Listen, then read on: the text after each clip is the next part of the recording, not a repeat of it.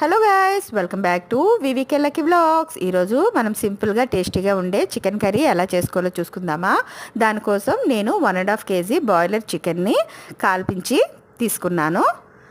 దాన్ని నేను పసుపు ఉప్పుతో క్లీన్ చేసి పెట్టుకున్నాను. అందులోన 3 స్పూన్స్ మిర్చి పౌడర్, 1/2 స్పూన్ టర్మరిక్, రుచికి సరిపడా salt, ginger garlic paste 1.5 spoon,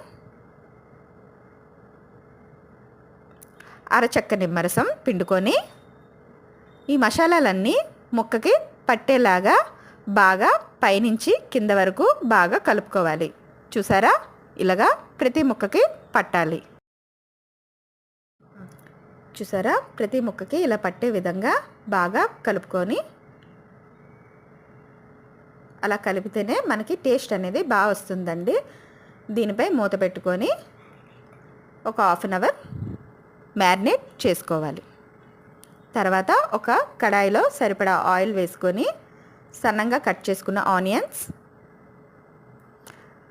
chilli, ఇది టమాటో సోక్డ్ క్యాజు పేస్ట్ అండి, ఇది కూడాను కడాయిలో వేసుకొని బాగా పచ్చివాసన పోయేంత వరకు దీన్ని కలుపుకోవాలి.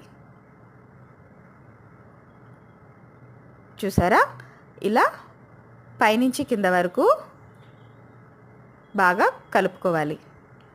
పచ్చివాసన ఉంటే కర్రీ అనేది బాగోదండి. ఇలా మొత్తం కలుపుకున్నాక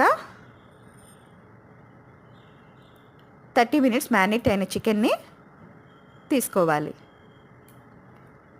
చికెన్ మొత్తం వేసాక పైనుంచి కింద వరకు మసాలాలన్నీ దానికి పట్టే విధంగా కలిపి మూత పెట్టుకోవాలి. ఒక 10 minutes తర్వాత చూసారా వాటర్ అనేది ఎలా పైకి తేలిందో. ఇది ఇంట్లో చేసుకున్న గరం మసాలా అండి. చూసారా, పైనుంచి కింద వరకు బాగా కలుపుకొని మళ్ళీ మూత పెట్టుకోవాలి.